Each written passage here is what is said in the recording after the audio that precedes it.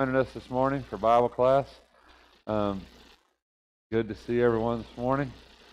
And Bobby Staywin had knee surgery. He's in a lot of pain, Gail said, more than she thought, more than last time, I guess. So she's really wanting us to pray for him and pray for her as she takes care of him. So he might not be the best patient on earth. And, so we need to continue to keep them in our prayers for sure. Is there anything else that needs to be announced this morning?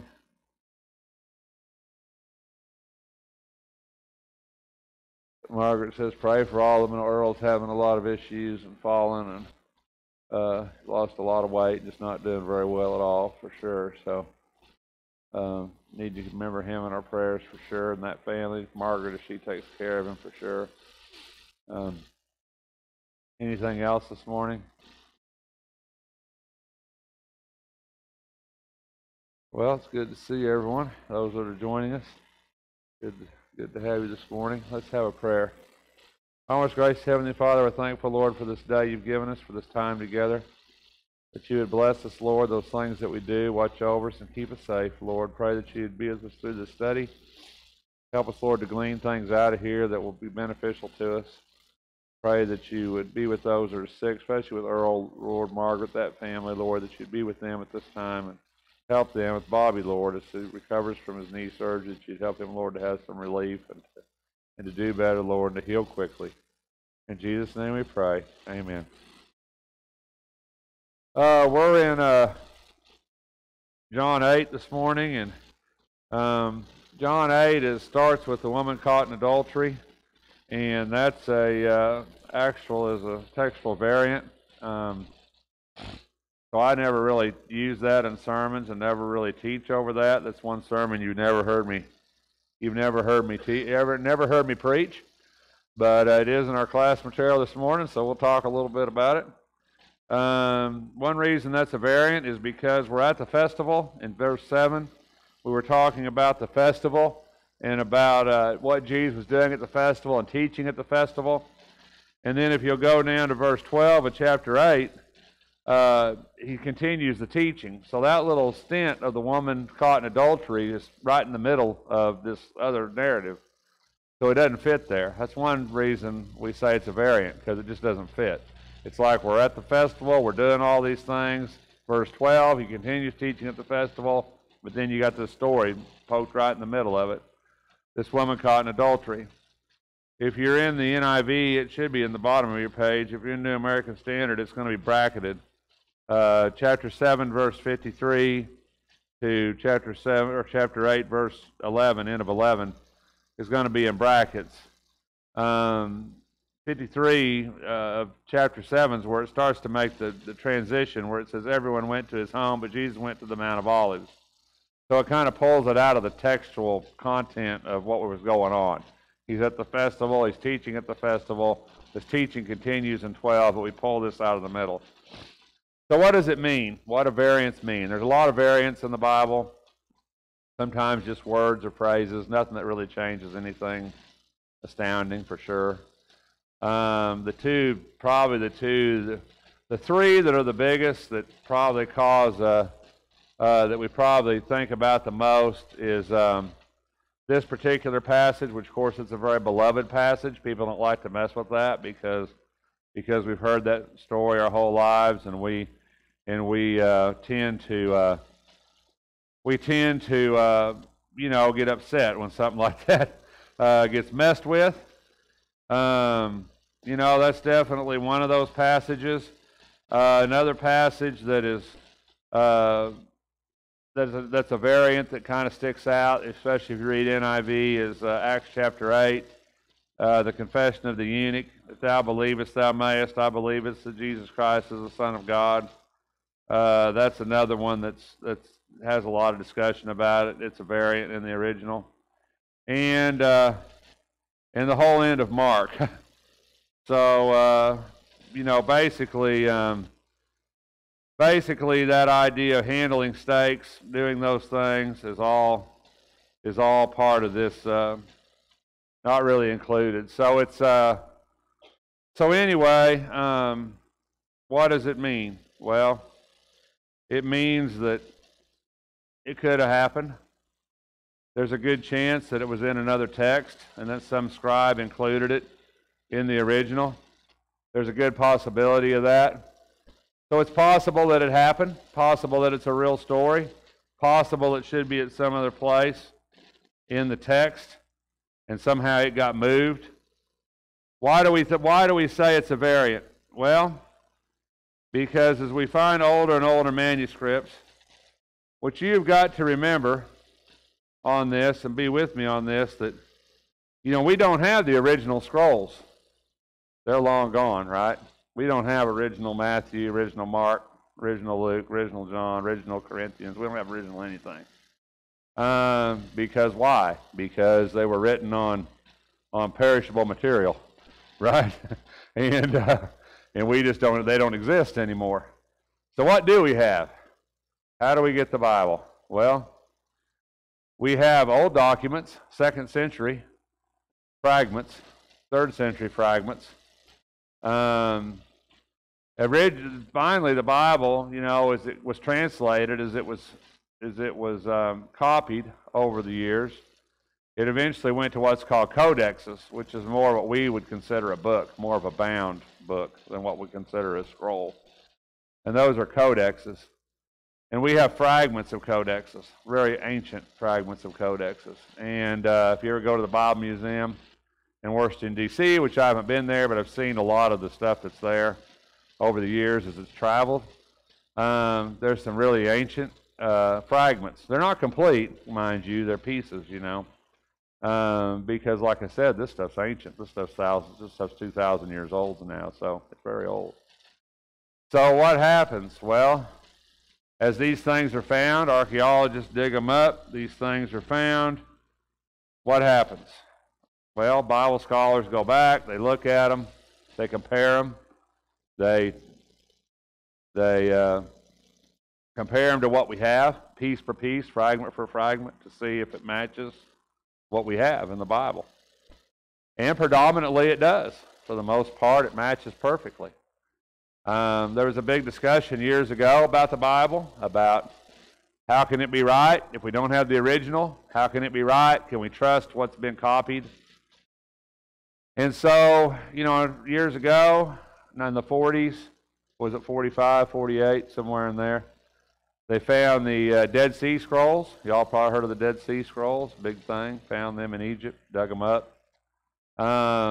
They don't have any New Testament in them because they're pre-New Testament, but they have Old Testament in them. They have some of Isaiah, I believe, some other Old Testament texts, Malachi, some other prophets.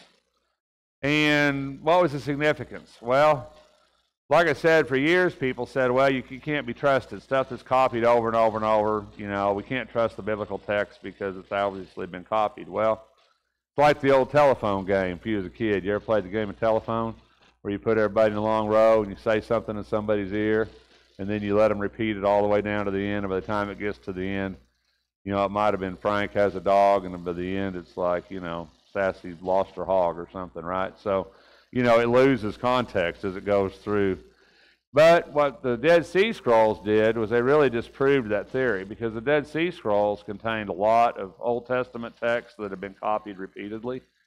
And when it was dug up, and the Dead Sea Scrolls were like 2nd century BC, so they're like 200 years before Christ, 200 to 300 years before Christ, they were buried as Old Testament texts.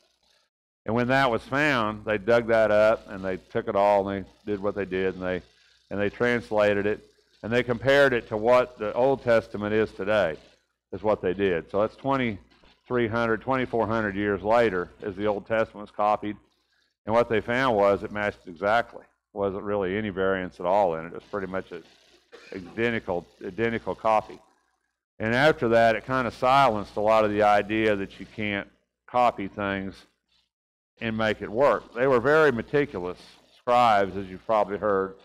It was a very high position. They were very meticulous, and every page was checked. And they checked it by counting diagonally and by counting vertically across the page when they were done to make sure the page was exact replicate of the previous page. And if there was any errors in it, of course, that was before the days of autocorrect, right? So if there were any errors in it, they just tore that up and just totally had to redo the whole page. So they're very meticulous about copying the text. So with that being said, you get back to that argument. Well, why do we have variants, right? Why do we have these things that don't match in the New Testament that don't match back? Well, there's a lot of theories about it. Like I said, nothing that's ever been proven to be a variant affects anything doctrinally that we believe. It doesn't. We're talking about stuff on the fringe. But a lot of speculation is that maybe it was marginalized. In other words, maybe there were things that Erasmus, if you know Erasmus was a guy who first translated to English the Bible from the Greek. So, before, well, you got a lot of history to understand this, don't you? Jerome, you know who Jerome is. Jerome, he went to the Holy Land early on, like, what was the 3rd century? Jerome went to the Holy Land. He got to see some very original texts, and he translated it into Latin. That's where you get the Latin Vulgate. That's what Jerome did. Jerome translated those early texts into Latin. But there's issues with Latin. One is Latin doesn't have as many words as Greek. Latin doesn't have as many words as English. Latin's not as burst of a language. But Jerome translated it to Latin, and that was the Latin Vulgate, which is what the Catholic Church used for years and years and years, was the Latin Vulgate. And they didn't use, but the original Greek, Erasmus, he translated it from the original Greek, but he's right before King James, like, 1600s. So anyway, Erasmus, he translated from the original Greek. So there's some speculation that some of these things that were inserted were marginalized in some of the Greek texts that Erasmus used. In other words, it's in the margin, and it was pulled into the text. Scribes eventually pulled it into the text from where, like, somebody had added it, like a marginalized note. Somebody had added it, and it was pulled to the original text. Some people believe it was actually other pieces or documents, texts that maybe weren't. Maybe that text is real. Maybe the woman caught in adultery is a real story. Maybe it's a real thing. Maybe it really happened. Maybe it happened just like it says in the Bible. But it doesn't belong where it is. So in other words, maybe somehow it got moved from another text, from another place, and it actually just got transposed into where it is. What we do know about this text is that it's not where we have it. Whether or not it's a true story, whether or not it's factual, whether or not it really happened, I don't know. All I know is scholars are pretty much content, pretty much in agreement that it's not where it is. So it's one of those stories that we have, we love it, we like it, we've read it, we've heard it, we cherish it, but I don't teach variants. I will this morning. But I don't use variants in sermons. So I'm pretty stickler about that. I don't use them in sermons. So if it's a variant, you'll never hear me use it if I know it. So, I just don't use those particular texts. Well, they could be true. I'm not saying they're not. I always get a lot of backlash on this. I'm not saying they're not true and it didn't happen, but I just don't use them because I don't need to use them because there's nothing in it, any of the variants that affect anything about what we believe or doctrine or anything else. So I exclude them. I don't use those particular texts. So I got in a lot of trouble for that years ago, teaching in Acts chapter 8. I didn't use that confession of the eunuch, and I had a 2-hour phone call about that particular sermon from a very irate individual. So, but you don't have to have that confession to know that we need to confess with our mouth that Jesus Christ is Lord. It's not required. We know that. So, so I think when you get to this story, it's something you just need to keep in mind. And if you read newer translations, you're going to know it, and it's going to stand out because it's going to be italicized, it's going to be bracketed. If it's NIV, generally it's going to be moved to the bottom of the page, and it's just not going to be there. So, it's one of those things that we don't need the end of Mark to have the Great Commission. We have that in Matthew, so we don't really need that. And the rest of that in Mark is not really that necessary.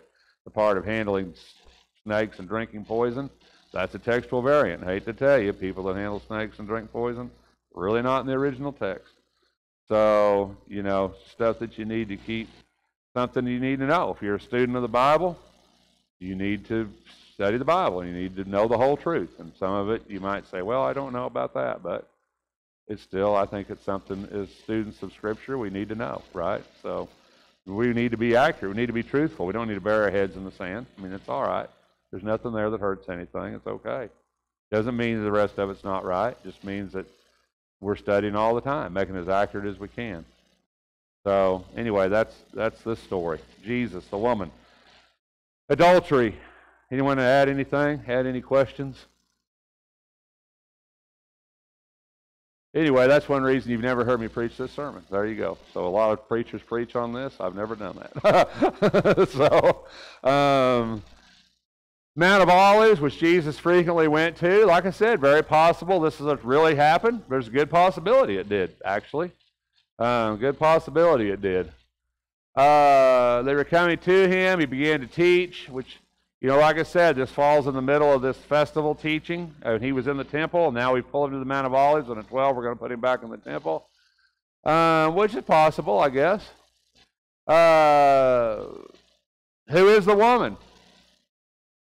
Well, a lot of speculation on that, right? Truth is, we don't have a clue, right? We don't know. It was a woman. Over the years, a lot of people have tried to put Mary Magdalene in this. They've tried to kind of scandalize her in a way. We know that she had 7 demons. That's all we really know about Mary Magdalene, right? But there's volumes of stuff written about her. We just don't know. No way to know. No way to know who this woman was. If she was a prostitute, maybe. A lot of speculation about that. If she was just caught in the act of adultery with a married man, if that's the case, which is possible. And under Jewish law, they both should be stoned. Also, the Jews couldn't stone anybody, right? They couldn't kill anybody. They didn't have that authority. So, that would have had to gone to a Roman court, and the Roman court wouldn't have allowed it. So, it would have been breaking the law to have stoned her without a Roman trial. So there's other considerations here also, right? Besides just the fact that they're trying to trap Jesus in this scenario. Writing on the ground with his finger, that's a sabbatical, a Sabbath deal, right? On the Sabbath, you couldn't write on paper. You couldn't write on anything that was permanent, but you could write on the ground on the Sabbath. So that wasn't considered work. That was one of those little stickler oral laws of the Pharisees, right? You could write on the sand, write on the ground. So if you went to see your neighbor that was a quarter mile away, that was okay, and left him a message that says, "I was here, see you later," on the dirt, that was okay. But if he was over a half mile away and you put a note on the door, that was work. So, that was Pharisaical. That was some of that. That was some of those oral laws, oral traditions. So basically wanted to convict her. The law of Moses commanded us to stone. What do you say? Well, that's not really a trick. That's not really that's pretty clear cut, right? What do you say? Well, what's he going to say? The law of Moses says if you're caught in adultery, they're to stone. Should stone both of them. That's what the law of Moses says. Jesus could have said, well, where's the man she was caught with? And let's go stone them both. And that would have been lawful to do it, right? So, Jesus said he came to fulfill the law. He didn't come to abolish it. He didn't come to change it. Jesus lived perfectly as a Jew. Under Jewish law, that woman should be stoned. To Jesus, in this particular case, what was the trap? Right? What was the trick, really? What were they expecting to trick him in here? What do they want? What were they thinking? Do you think? It's pretty clear cut. Pretty clear cut thing. Right? Did they want Jesus to throw the first stone? Did they want him to?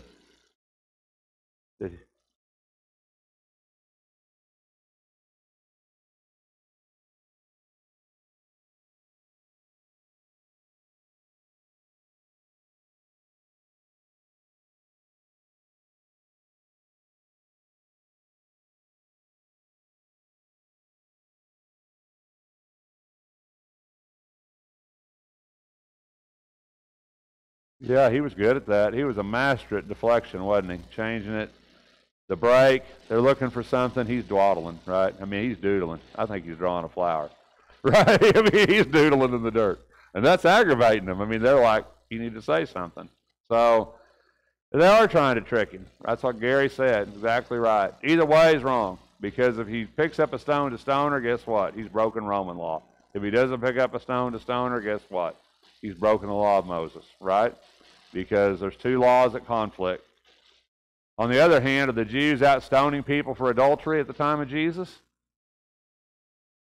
Maybe, but not legally, right? Probably not as much. I mean, did they stone people? They stoned Stephen. They got away with that. So, I mean, are they still able to stone people and get away with it? Probably. Right, do what's right. Yeah.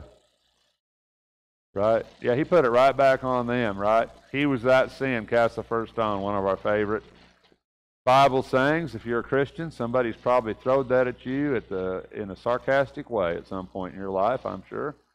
Right?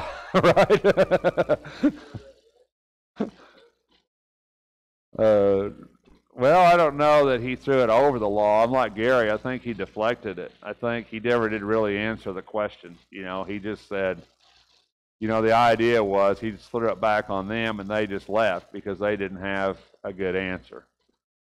There's a lot of laws of Moses, and it just basically convicted them. I have a hard time believing, knowing the Pharisees, knowing what we read of the Pharisees, I don't know. It's just an odd story to me that they would actually have given up that easily and just walked out, because they were a pretty self-righteous bunch of guys. They really didn't think they had done much wrong. But, you know, they obviously it threw it back on them. Nobody's without sin, right? Is one sin more punishable than another? Well, under the law of Moses it was, sure. Huh? Right, they knew they had sinned. And, but on the other hand, does knowing you've sinned mean that you can't judge another sin?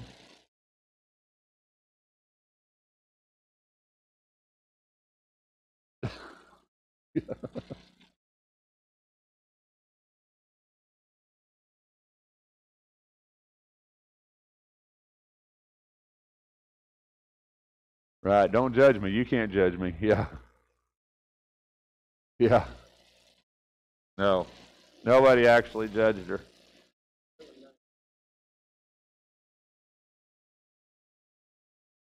Right, nobody keeps. That's right. He says nobody keeps the law. Moses gave you the law, but none of you keep it. So, you know, there's a lot there, and Jesus basically threw it back upon them. Like I said, we don't know who this woman was. We don't know what she did with this, how she reacted. We don't have any idea. It's just a story in the middle of a text, and there's a lot of unanswered questions here. Apparently, Jesus never looked up. The way this story is, he didn't even look up to see, didn't look him in the eye, didn't do nothing. He just said the statement and continued to look down. And when he got up, he looked around, and there was nobody there. Where are your accusers? Did no one condemn you? And she says, no one, Lord. And Jesus says, I do not condemn you either. From now on, sin no more. So we don't know. You know, that's a big thing to tell somebody, right?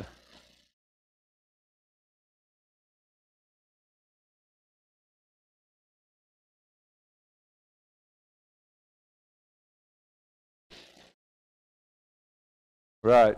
Yeah, he's not, like Gary said, he's not saying adultery is okay. He says, I don't condemn you to stone you. I don't condemn you to punish you. We often think of condemnation that way, don't we? We think of it as just saying, oh, you did something wrong. But a lot of times in the Bible, when you talk about judging and you talk about condemnation, it's more than just saying, scripturally, a lot of times, it's more than just saying, oh, guess what? You did something wrong. It's saying, there's a punishment, and I'm going to punish you for doing something wrong. There's kind of a difference in that thought, in that thought process. Can you judge someone? Can you condemn someone? There's a difference in that statement. I don't condemn you. There's a difference in that. If you condemn someone, you're sentencing them to punishment. You're not just saying, oh, guess what? You're not doing something right, and I don't like it. What did he tell her? Sin no more. That was a sin. He wasn't saying, oh, guess what? You didn't sin. He was saying, go and sin no more. So, like Gary said, we miss that sometimes in the text. Gary wasn't condoning her actions. Gary wasn't saying, or Jesus wasn't saying, it's all right to go do anything you want. I forgive you. It's okay. He was saying, you need to change your life. You need to change how you're living. So, Anyway, that's that story, and like I said, it's one of those things we like. We've heard it. That statement's thrown out a lot. You without sin cast the first stone, maybe one of the most known statements in the Bible, next to John 3:16 and judge lest you be not judged.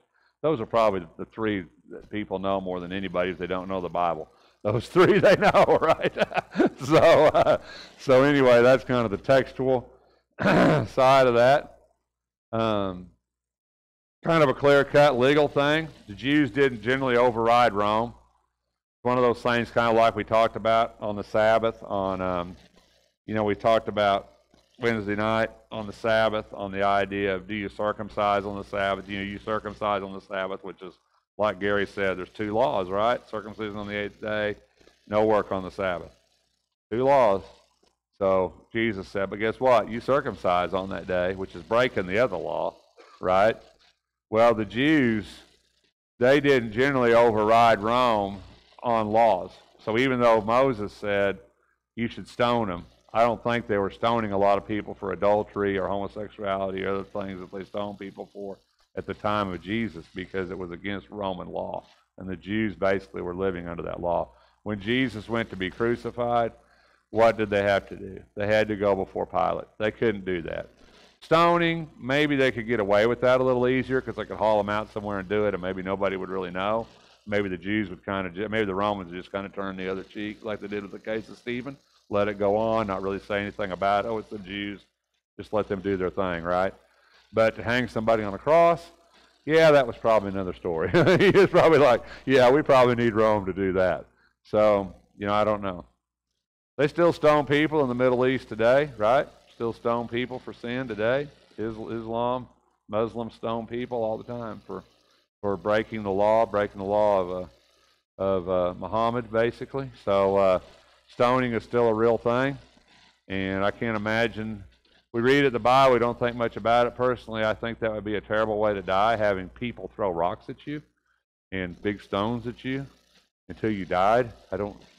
I just think that would be awful, right? I mean, but still occurs, and terrible way to die. Paul was stoned to live through it. Stoning was a big form of punishment. Any comments? And then we get back into the text, really, which really fits into the bottom of 11, where Jesus is in the temple teaching. Jesus spoke to them, I am the light of the world. He who follows me will not walk in darkness. This is not one of my favorite chapters of the Bible. I'm just throwing that out there. I got a lot of things that are my favorites. This one here, not as much. And the reason for that is because I don't think we get the whole picture of what's going on with this chapter. And it seems almost like Jesus is being kind of elusive, sarcastic, which often he is, as Gary said. Often he's evades, talks another direction. That's really a Jesus thing.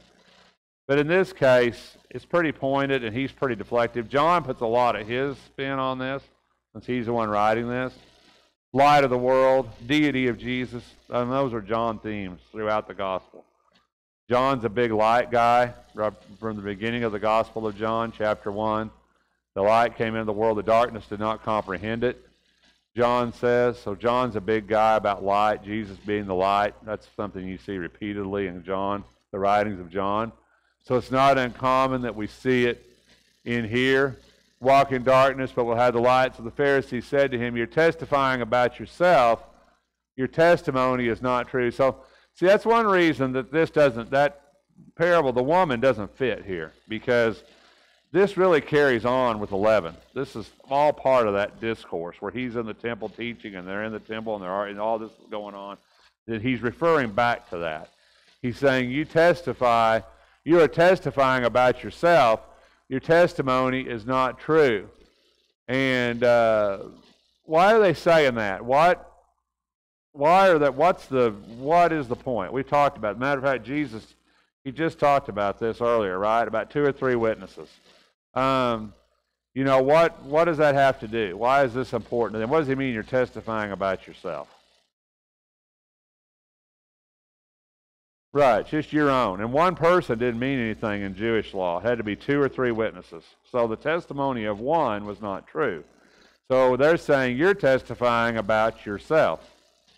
But Jesus basically is saying to them, he says, even if I testify about myself, my testimony is true, for I know where I came from and where I am going. You got to get back into 11. That's what I mean. That woman in adultery thing really messes up this thought process. You got to go back into 11. You know, they said no prophet ever came out of Galilee, right? You know, basically, you come from Galilee. You're the carpenter's son, not going back to the Bethlehem birth. But Jesus isn't really talking about the birth in Bethlehem. Jesus is talking about coming from God. I know where I came from, and I know where I'm going. And that's a statement that kind of bothers me in a way because of this discourse that's going on. And I put myself in the Pharisees' position here. And I think you got to back up and put yourself in the Pharisees' position when you look at this text. You know, to me, that would be really confusing. And I think to them, that would be very confusing. And it's easy to criticize them here, but Jesus is really making this hard. He says, I know where I came from, and I know where I'm going. So just put yourself in the Pharisees' position for just a minute in this, because we never do that. We always think, oh, them Pharisees, you know, I wouldn't want to be a Pharisee. I don't want to be a Pharisee. Well, be a Pharisee for a minute, okay? Be a Jewish teacher of the law. And this guy comes and he does this, and he says, I know where I come from, and I know where I'm going. What would that mean to you? What would you say? What would you say? If somebody said that to you, what would you say? I still don't know. I mean, you would say, well, where are you from? Where are you going? Right? But Jesus kind of, once again, as Jesus does, as Gary says, Jesus is really good at this. Jesus shifts, right? So he says this, and then he says, you judge according to the flesh. I am not judging anyone, but even if I do judge, my judgment is true, for I'm not alone in it. So why does he talk about judgment? Why all of a sudden does he start talking about judgment? He says, you judge according to the flesh. I'm not judging anyone. Even if I do judge, my judgment is true. Because it's a single person is a multiple person thing. It is a judgment. It goes right back into 11, where he says 2 or 3 witnesses needs to be confirmed, right? It goes right back into that same idea. He says, I'm not judging, you know, but you, he says, but my judgment is true, for I'm not alone. Once again. But I and the Father who sent me. If you're a Pharisee, this is getting very aggravating by now. I mean, you're getting pretty mad because this one thing you're not really understanding. We understand it because we know exactly what he's talking about. They didn't understand this. What does he mean? My Father. Is he talking about God? Is he talking about Joseph? Is he talking about, what does he mean? You don't know where I came from. Yeah, we know where you came from. You're from Galilee, right? You're from Nazareth. What do you mean we don't know where you're going? We don't know where. What does that mean? Are you going to go away from here? Are you going to go to teach the Gentiles? Are you going to kill yourself? What are you going to do? Right? I'm not understanding. Well, we wouldn't have understood. If we would have been there, we wouldn't have understood where this was going. I don't think I would. I don't think I would have. I've tried to put myself in the Pharisees' position. And I don't think I would have understood what was going on here from their perspective. I think I would have been pretty aggravated about it. Answer the question, right? Oh, yeah, it's all going to make sense. Why is he being so elusive?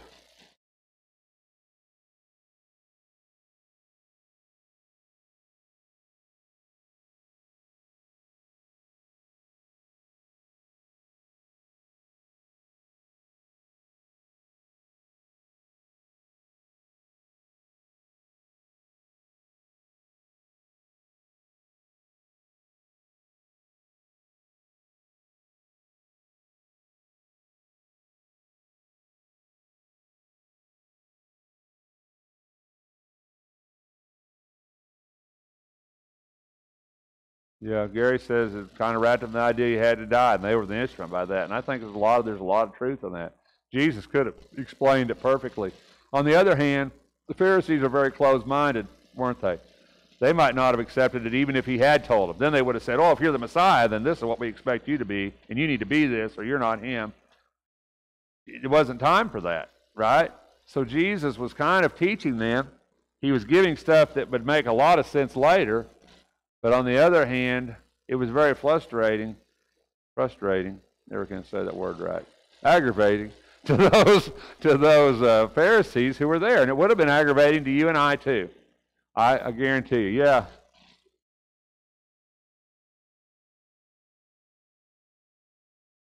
I don't believe so.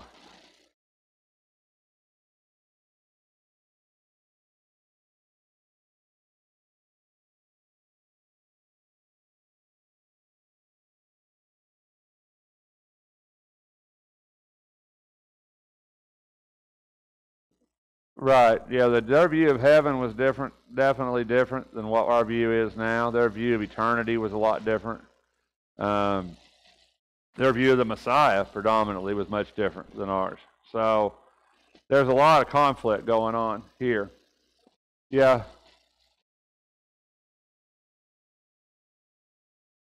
They do Elijah was taken. Well,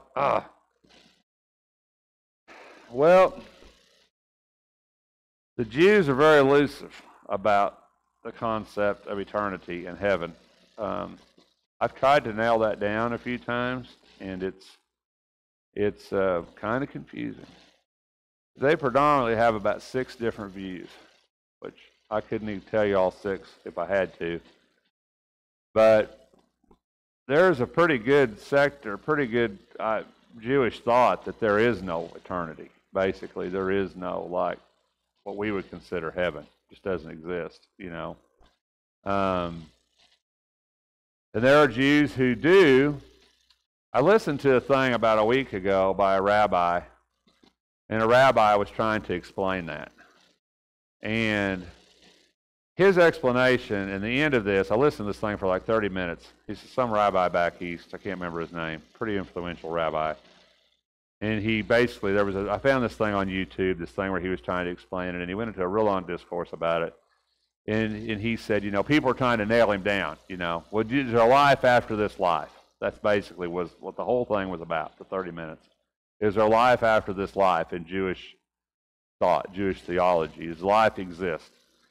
And at the end of the whole thing, he never said heaven. He never said anything about that. The only thing he said at the very end, he says, this is my thought on eternity, on life. And he says, what is alive continues to live. In other words, he thought the soul of man, he basically committed to a soul, and that the soul of man continues to live. That's as far as he went. He didn't say anything about where it lives, how it lives, who it lives with. Basically, at the end of his whole spiel, he says, in his estimation or his opinion is that what is alive will continue to live. So, is their view of heaven the same as our view? Not really. Not from what I can see. Any thoughts, Gary?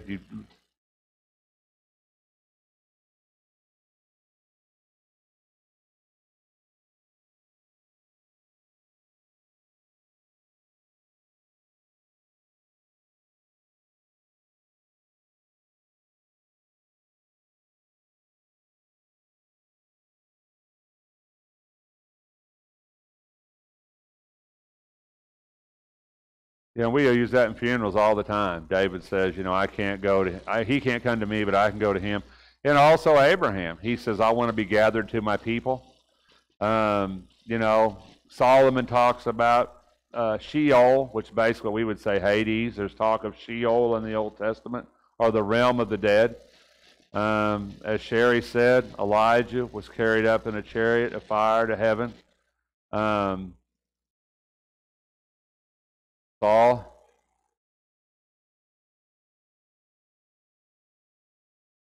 Yeah, Saul called up Samuel by the witch of Endor. He understood there was a spirit there.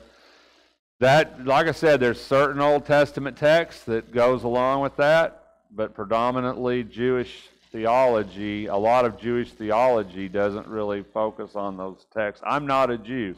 I'm not Hebrew. I can't answer a lot of these questions. I can just tell you what I've read and what I've heard from rabbis and Jews that I've talked to. When I question them about it, I can just tell you what they have told me, what they believe. Now, how they reconcile passages like David and passages like Abraham, I'm not 100% sure about that. I don't know. I just don't know the answer. I just know their view of it's not like ours, and a lot of Jews do have the view that there is no eternity. I do know that. A lot of them believe this is it. So did they believe this? The Sadducees? The Sadducees didn't believe in the resurrection, right? We know that. And does that mean they didn't believe that there was eternal life? I don't know. Does that mean they didn't believe there was a resurrection of the body? Absolutely. We know that for fact because Paul used that argument against them repeatedly. So we know they didn't believe in the resurrection of the body.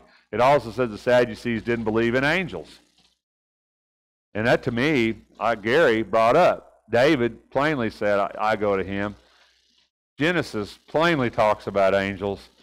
And how the Sadducees can say there's no angels, I've always struggled with that. I mean, that seems pretty plain. Old Testament teaching. Angels seem pretty plain to me in the Old Testament, especially in Genesis. Jacob's ladder, the burning bush in Exodus, a lot of cases of angels. Abraham, the angels coming to Abraham in the book of Genesis. So there's a lot of angel text in the Old Testament, but yet the Jews, the Sadducees, didn't believe in angels.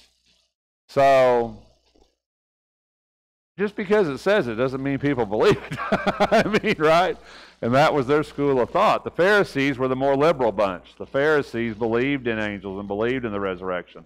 The Sadducees didn't take a lot of prophetical books to be true.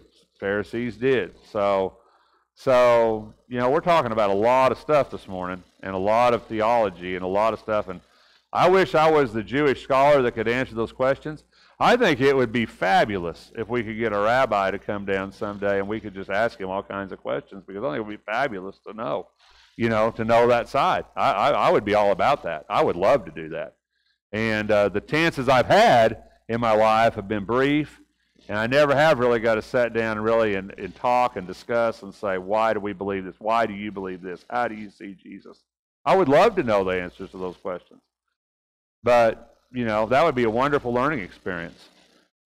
But we don't. We don't have the answers to a lot of what they believe and how that's transformed over the centuries. What they believed here, obviously, a lot of that's changed in 2,000 years. So, I think there's been just like we've changed in a way, things have changed, so have they. There's different schools of thought. And so, and there's sects of Jews, just like there's sects of Christians. There's, you can ask one Christian a question, he'll give you one answer. You might ask another Christian, he might give you another answer, right? I mean, just because they say they're a Christian doesn't mean we're going to agree on all these doctrinal points.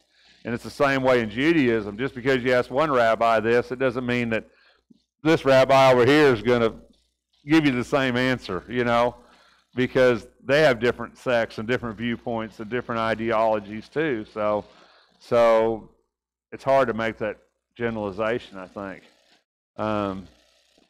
Anyway, we're about to talk ourselves out of time this morning.